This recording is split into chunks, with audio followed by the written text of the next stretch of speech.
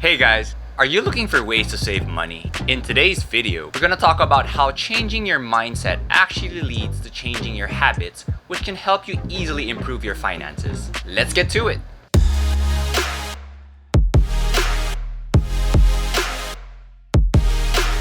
If it's your first time here, thank you so much for dropping by. My name is Chris. I talk about lifestyle, finances, and wellness in a practical way.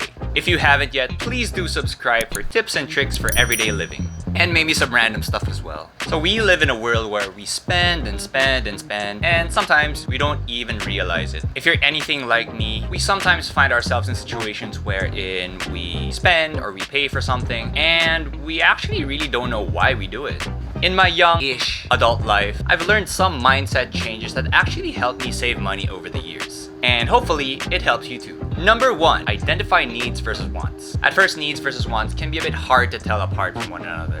What works for me is when I want to buy something, or I want to spend for something, or I want to pay for something, I take a good hard look and I ask myself, is it something I really need or something I just want? So a need is usually something you really require to survive, or something you require to complete a super important task. While a want is usually something that helps you live life a bit more comfortably. So for example, having lunch is a need, but me eating lunch at a fancy restaurant every day is a want. So it's important to remember that needs and wants can be different for different people. And that's okay. What's important is for you to identify what your needs and wants are. Now don't get me wrong, I'm not saying don't spend for your wants. I'm not saying only spend for your needs. But once you get a better understanding of what needs versus wants are and what your needs and wants are, you'll have an easier time budgeting for each one. Number 2, don't spend money just to keep up with others. So when was the last time you bought maybe a pair of shoes or maybe the latest cell phone just to keep up with your friends or family, or maybe just to impress someone you don't really like?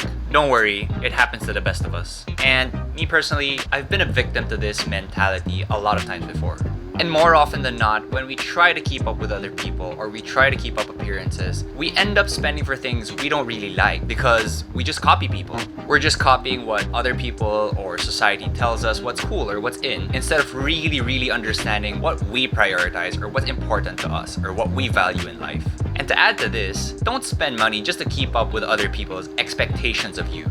Oh, you got the first job, congratulations! You should buy a car. Or, wow, you're a manager now, you should buy yourself a better bag. Or maybe a more expensive watch. At the end of the day, it's your life to live, so don't live it by other people's standards. Really quickly, comment down below if you've ever experienced any of these things in your life. Number 3, live below your means. Now, this sounds like a bit of common sense, but common sense isn't necessarily common practice. You need to know what your spending limit is and never go beyond that limit. We've all heard of people who borrow money just to take that dream vacation, or maybe that coworker of yours who maxes out all his or her credit cards just to get that new designer bag. Basic rule, if you have to go into debt to pay for something that's non-essential, then maybe you shouldn't buy it. Number 4, track and record all your income and all your expenses. As the saying goes, what gets measured gets done.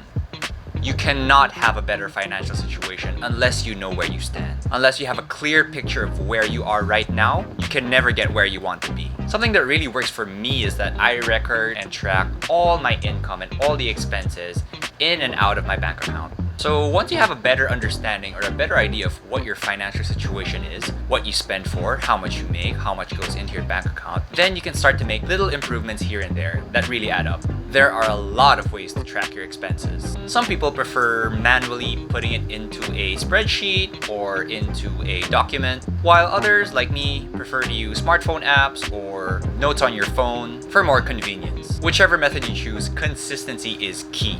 I would suggest that you track all the financial movements you make, and after a while, you'll eventually see where you can cut back. Number 5, playing Mr Bigshot, or what we call galante mentality in Filipino. This is the habit of always maybe buying people a round of shots or a round of drinks at the bar, or always paying for the restaurant bill just to show people that you've made it, or just to keep up appearances. Again, don't get me wrong, it's okay to celebrate special occasions. It's okay to treat your family and friends once in a while. Just make sure you're doing it for the right reasons and not just to show off. Number 6, talk about finances. Talk about finances and don't treat them as taboo. In our culture as Filipinos, for some reason, money or finances has always been a taboo subject, especially at home. Growing up, we seldom talk about money or we seldom talk about finances with our family or friends or relatives.